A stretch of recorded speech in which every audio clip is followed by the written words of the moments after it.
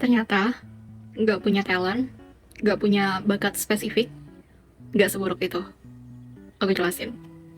Kalau kalian adalah orang-orang yang bingung, bakatku apa ya, minatku di mana ya, passionku apa sih, olahraga males, terus seni nggak bisa, nggak kreatif, terus juga matematika dan sains apalagi.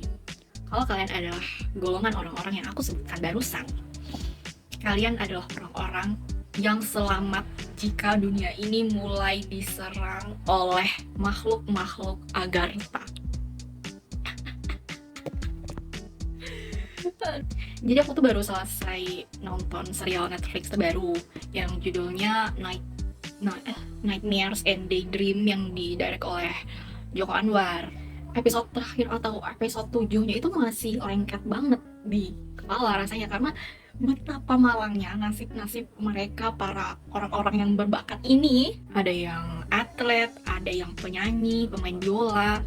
Tapi harusnya sih kalau memang orang itu sangat cerdas dan berbakat, harusnya nggak semudah itu tergiur dengan lokar atau lowongan pekerjaan yang abal-abal, yang nggak jelas.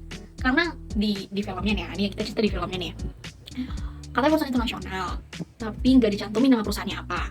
Terus juga nggak cantumin posisi yang mereka butuhkan sebenarnya itu apa gitu. Mereka cuma minta pokoknya kalian berbakat di bidang yang kalian geluti gitu, dengan melampirkan sertifikat atau bukti penghargaan yang pernah kalian dapatkan. Satu lagi yang paling menggiurkan orang-orang, ya, gaji 9 digit. 9 digit itu berapa weh? Ratusan juta kali ya? Mungkin ratusan juta. Nah, mirisnya yang kayak gini tuh banyak di dunia nyata. Kenyataannya ya, banyak. Loker hoax itu banyak di IG, di job-job portal itu ada, sampai sekarang tuh masih ada gitu. Ntar ada aja nih tiba-tiba perusahaan klarifikasi, nunjukin nih pamflet gitu, lowongan yang seperti ini nih yang mereka tunjukin, lowongan ini itu bukan lowongan dari perusahaan kami, bukan lowongan resmi dari kami gitu. Ada aja ntar tuh. Ya meskipun nggak seabsurd seperti yang ada di series Jokan ini sih, tapi loker yang it's yang too good to be true itu ada banget sampai sekarang. Dan ingatlah guys, if it's too good to be true, ya it's too good to be true. Tapi dijelasin sih kalau ternyata orang-orang yang apply di pekerjaan abal-abal ini adalah orang-orang yang udah hopeless dan punya reputasi yang buruk, sehingga sangat sulit untuk diterima di perusahaan-perusahaan gitu.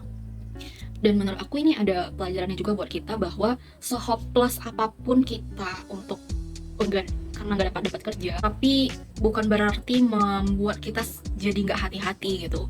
Jadi kita tetap harus hati-hati, mulai dari ngelihat lowongan pekerjaan, perusahaannya, posisinya, terus yang mereka tawarkan. Karena kan mereka nulis kan benefitnya ini gitu. Kalau kira-kira mereka ngasih benefit yang di luar nalar itu, kayaknya kalian harus curiga gitu.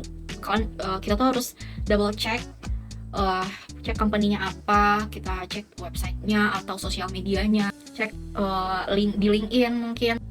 Jujur aku tuh sangat apresiasi terhadap series ini, karena series ini tuh banyak bahas tentang dinamika dalam dunia kerja gitu. Jadi ada tuh di salah satu episode yang ngeceritain betapa sulitnya dia mendapatkan pekerjaan karena dia buta warna. Ya bagaimanapun dia ngerasa kalau dia itu kompeten, tapi tetap aja perusahaan tuh nggak mau ambil resiko gitu.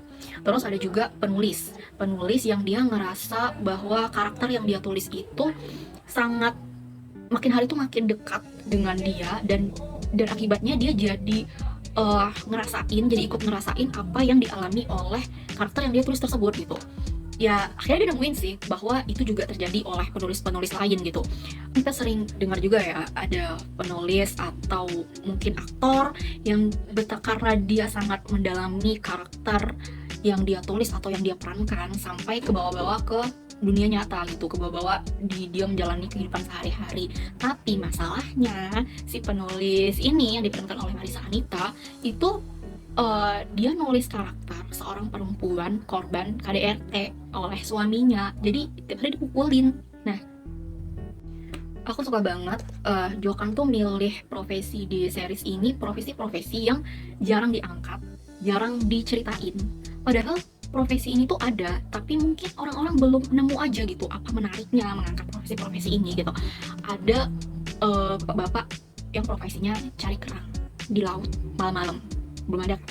Ya nggak sih? Belum ada kan yang angkat profesi itu. Terus ada juga, penaksir harga berlian.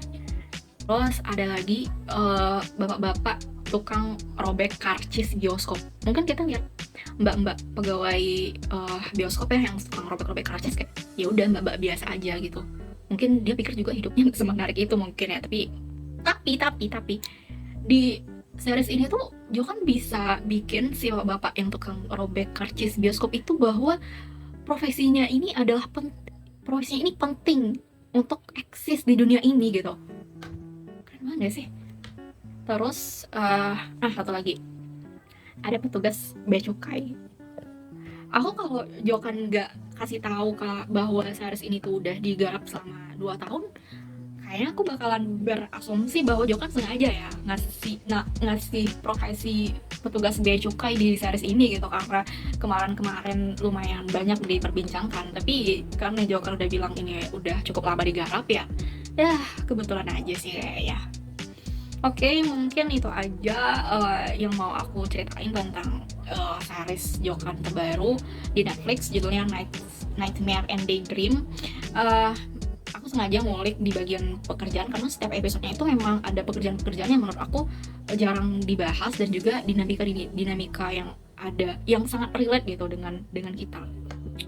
Untuk selebihnya yang udah banyak dibahas oleh reviewer-reviewer lain, masalah CGI-nya yang cukup banyak, orang-orang pada ngerasa kurang, tapi tetap secara story itu tetap relate sama sama kita gitu. Jadi walaupun genre-nya science fiction, orang-orang tetap ngerasa relate. Oke, jangan lupa ditonton. Dadah.